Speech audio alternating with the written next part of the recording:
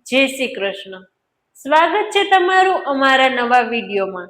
હવે આપણે શ્રીમદ ભગવદ્ ગીતામાં શ્રી કૃષ્ણ અર્જુન વચ્ચે થયેલ સંવાદમાં વિશ્વરૂપ દર્શન યોગ નામનો 11મા અધ્યાયનું મહાત્મય અને ફળ વિશે સાંભળીશું. બોલો કૃષ્ણ ભગવાનની જય. ભગવાન શ્રી શંકર પાર્વતીજીને અને ભગવાન શ્રી વિષ્ણુ લક્ષ્મીજીને કહે છે કે હવે તમે 11મા અધ્યાયનું મહાત્મય અને ફળ વિશે સાંભળો.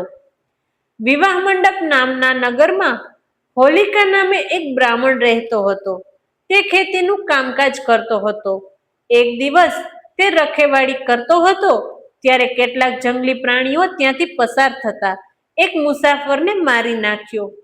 ત્યાંથી પસાર થતા મહાત્માએ આ જોયું અને આ બ્રાહ્મણનો તિરસ્કાર કરતા કહ્યું કે તારે તો આ મુસાફરને બચાવવો જોઈએ.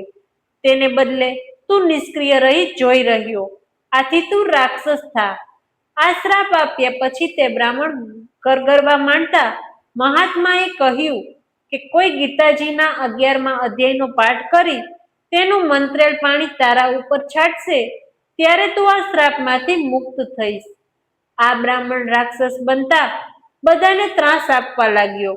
આથી ગામ લોકોએ ભેગા થઈ એક ધર્મશાળામાં તેને રહેવા વિનંતી કરી અને ધર્મશાળામાં જે કોઈ આવે તેનો ભોગ લેવા અને ગામ લોકોને પરેશાન ન કરવા કહ્યું. એક દિવસ આ ધર્મશાળામાં એક બ્રાહ્મણ આવ્યો.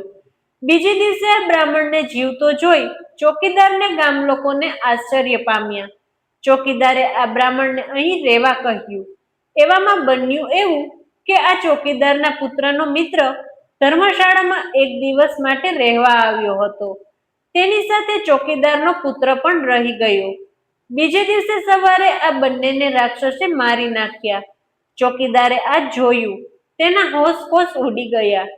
ચોકીદારે આ રાક્ષસને પોતાના પુત્રને સજીવન કરવા કહ્યું. આથી આ રાક્ષસે કહ્યું કે આ ધર્મશાળામાં જે બ્રાહ્મણ ઉતર્યો છે તે જો ગીતાજીના 11મા અધ્યાયનો પાઠ કરી તે મંત્રેલું જળ અમારા ત્રણેય ઉપર છાંટશે તો બધા જ સજીવન થઈશું. ચોકીદારે આ બાબતની જાણ બ્રાહ્મણને કરી. બ્રાહ્મણે તે મુજબ કરતા રાક્ષસનો તેની યોનિમાંથી ને 2 મિત્રોનો પણ ઉદ્ધાર થયો. તેઓ ત્રણેય વિમાનમાં બેસી વૈકુંઠલોક જવા લાગ્યા. ત્યારે ચોકીદાર પોતાના પુત્રને રોકવા લાગ્યો. આથી પુત્રે કહ્યું કે આ સંસારમાં દરેક પોતાના કર્મ અનુસાર આવે છે અને જાય છે. કોઈ સમયે હું તો કોઈ સમયે તમે પિતા તરીકે અને પુત્ર તરીકે પાઠ ભજવી ચાલ્યા જઈએ છીએ.